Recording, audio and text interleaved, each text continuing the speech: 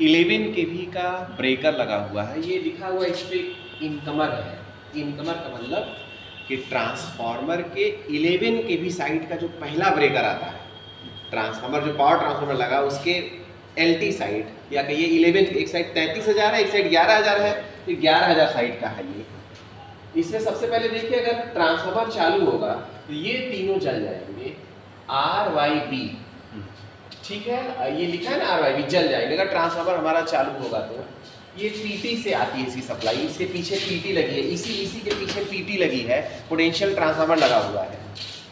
अगर ये नहीं चल रहा है तो देखिए कहीं ऐसा तो नहीं, इसको दिखाइए ध्यान से, थोड़ा नजदीक से दिखाइए तो RYB, ये बगल में लिखा PTMCB फेल।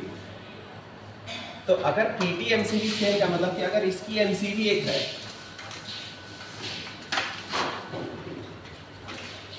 आइए देखिए 10 दिखाइए, नजदीक लाइए, हमारे पास देखिए ये MCB जो तीनों एक साथ है, 4 एक साथ है, RYB न्यूट्रल है, इस पे लिखा हुआ है E12, E32, E52, E72। E हमारा EMF के तौर पे ले सकते हैं या वोल्टेज के तौर पे। अरे ये बंद हो गई,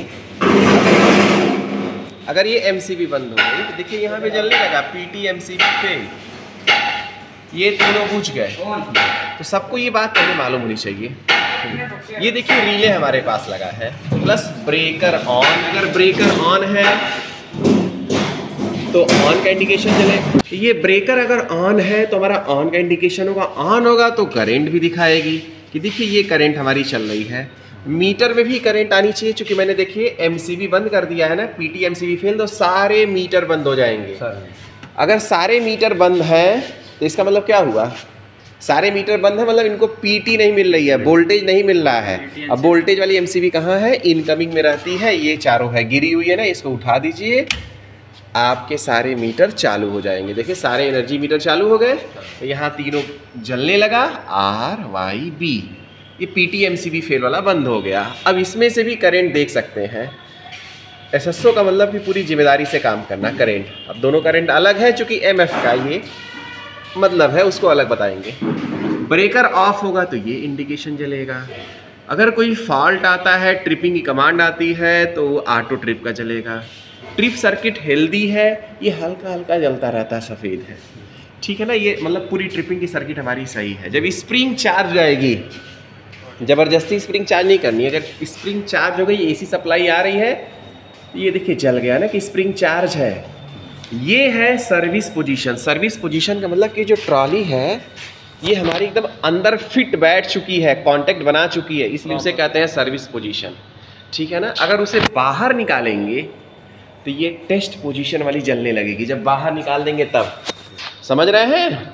हाँ, तो अगर इसे बाहर निकाल देंगे तो टेस्ट पोजीशन वाली जलेगी, सर्विस पोजीशन वाली बंद हो जाएगी, ठीक है ना। जैसे कोई ट्रॉली अगर बाहर करते हैं, कोई ट्रॉली अगर बाहर होगी तो जैसे देखिए किसी न किसी के बाहर किए हैं आप, अब जिसका DC फेल है तो कोई मतलब ही नहीं। देखिए यहाँ पैनल पे कुछ नहीं जल रहा है, इसका मतलब क्या हुआ, रिले भी नहीं जल रहा है, कुछ भी नहीं जल रहा है, इसका मतलब क्या हुआ, मतलब इसकी DC फेल है पूरी तरह से। तो DC के लिए J1 J2 ढूंढिए। देखिए PT भी फेल है, ये किसकी है, PT का है। ऑन कर देंगे तो मीटर हमारा क्या हो जाएगा, चालू हो जाएगा, मीटर चालू हो गया ना, ये PT का हो गया। इसमें J1 J2 ढूंढिए। देखिए M1 M2 मोटर का रहता है, M1 M2 किसका रहता है, मोटर। अगर कभी मोटर चार्ज नहीं हो रही है तो कहीं देखिए कि इसकी MCB तो नहीं गिरी है ना, M1 M2 motor. J1 J2 DC supply है, अगर J1 J2 हम चालू करेंगे तो हमारा रिले ऑन हो जाएगा। J1 J2 से हमारा रिले का कनेक्शन रहता है,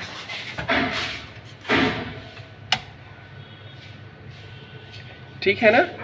ये H1 H2, अब देखिए क्या स्थिति है, रिले खराब आ गई, ठीक है ना।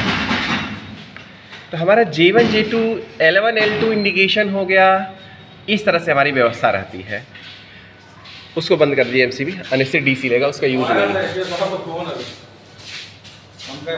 उसके बाद जो है देखिए जैसे ब्रेकर ऑफ है तो ऑफ का इंडिकेशन जल रहा है, तो इन चीज़ों को ध्यान देना है। उसके बाद रिले हमेशा हमारा चालू रहना चाहिए। अगर ये गया तो फिर ये फॉल्ट को यही रिकॉग्नाइज करता है और रिकॉग्नाइज करके इसके अंदर जो ब्रेकर लगा हुआ है उसको तुरंत बोलता है भाई बंद करो बिजली, ठीक है ना।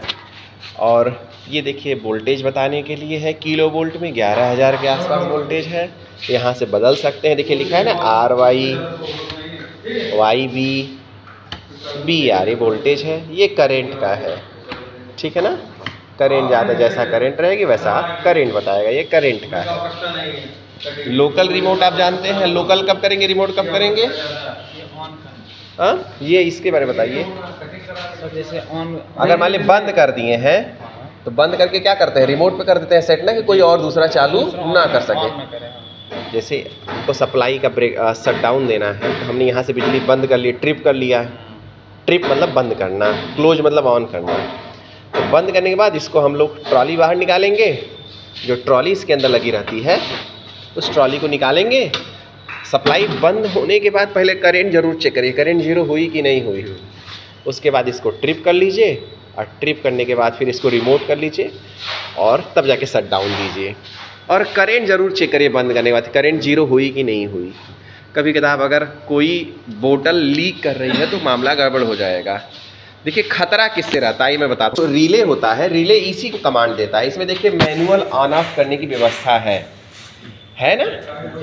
ये दोनों हमारे ऑन ऑफ स्विच है, यहाँ पे ऑन ऑफ दिखाता है। इसमें किससे ऑन करते हैं, किससे ऑफ करते हैं? ये हरे वाले से ऑन, हरे वाले से ऑन, इससे ऑफ करते हैं, ऑफ करते हैं। स्प्रिंग चार्ज करने के लिए अगर मोटर चार्ज नहीं करे तो यहाँ पे हम डाल के स्प्रिंग इससे चार्ज कर सकते हैं, ठीक है ना। मतलब मैनुअल व्यवस्था भी दी गई है।